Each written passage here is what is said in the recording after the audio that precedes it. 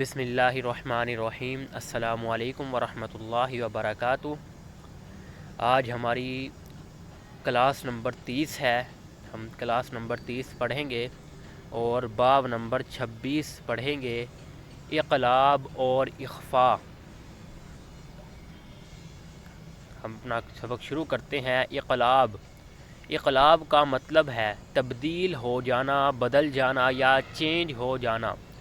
اقلاب میں یہ ہوتا ہے کہ اگر نون ساکن اور تنوین، دو زبر دو زیر دو پیش کے بعد اگر با آ جائے، نون ساکن اور تنوین کے بعد اگر با آ جائے تو نون ساکن اور تنوین کی آواز کو میم میں تبدیل کر دیں گے۔ یعنی اگر نون ساکن اور تنوین کے بعد با آئے گا تو ہم نون ساکن اور تنوین کو میم میں ان کی جو آواز ہے اسے میم میں بدل دیں گے۔ اسے اقلاب کہتے ہیں۔ اب ہم اس کی مثال دیکھتے ہیں۔ اقلاب کی مثال مم بعدی۔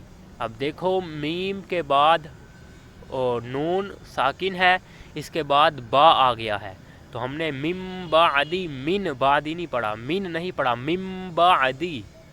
یہاں نون ساکن کے بعد با ہے تو نون ساکن کی آواز کو میم میں بدل جائے گی اور گننا بھی ہوگا۔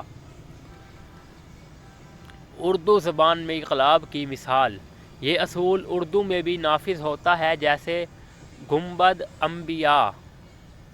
ان دونوں الفاظ میں نون کے بعد با ہے، اس لیے اردو میں بھی پڑھتے ہوئے ہم نون کی آواز نہیں نکالتے۔ حروف اقلاب، نون ساکن کے بعد اور تنوین کے بعد آنے والا حرف با کو حروف اقلاب کہا جاتا ہے۔ اخفاء کیا ہے؟ اخفاء کے لغوی معنی چھپانا۔ ہم نے دو چیزوں کا ذکر کیا، اقلاب اور اخفاء۔ ہم نے اقلاب کے بارے میں پڑھ لیا، اب اخفاء کو دیکھ رہے ہیں۔ اخفاء کے لغوی معنی ہے چھپانا۔ اخفاء ایک آواز ہے، گننا کی طرح ناک میں جاتی ہے۔ ناک میں آواز ٹھہرانے کو اخفاء کہتے ہیں۔ غنہ اور اخفاء کی آواز میں فرق ہوتا ہے۔ غنہ کی آواز، غنہ کرتے وقت ہماری زبان کی نوک اوپر تالوں سے لگتی ہے تو غنہ کی آواز نکلتی ہے۔ غنہ نون مشدد اور میم مشدد پر ہوتا ہے۔ اب اخفاء کو دیکھتے ہیں۔ اخفاء کی آواز، اخفاء کرتے وقت ہماری زبان کی نوک تالوں سے نہیں لگنی چاہیے۔ اخفاء نون ساکن اور تنوین پر کیا جاتا ہے۔ اخفاء کہاں ہوتا ہے؟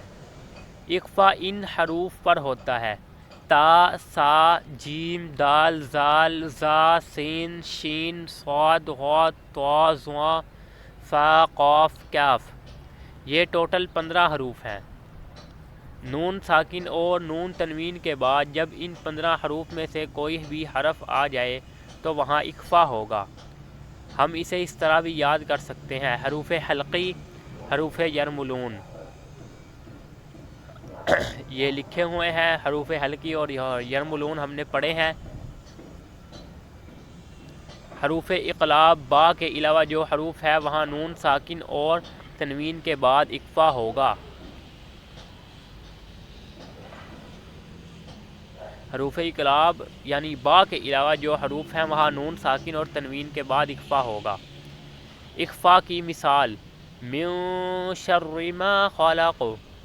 یہاں نون کے بعد شین ہے تو یہاں اخفاء ہوگا کیونکہ شین حروف حلقی میں سے ہے، نہ ہی یرملون میں سے ہے، نہ ہی اور نہ حروف اقلاب ہے۔ یہی مثال تنوین پر بھی ہوگی۔ اگر تنوین کے بعد ان 15 حروف میں سے کوئی آیا ہے تو وہاں اخفاء ہوگا۔ اب ہم دیکھتے ہیں نون ساکن اور تنوین کے جو قواعد ہیں۔ اظہار حروف حلقی،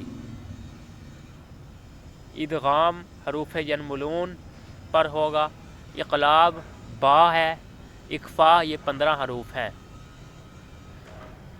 آگے نوٹ لکھا ہوا ہے: الف نون ساکن نون اور تنوین کے بعد نہیں آتا۔ الف ان کے بعد نہیں آتا۔ امید ہے آپ کو یہ سبق کی سمجھ آ گئی ہوگی۔ تو ہم ملتے ہیں اگلی کلاس میں، آج کا سبق اتنا ہی۔ السلام علیکم ورحمۃ اللہ وبرکاتہ۔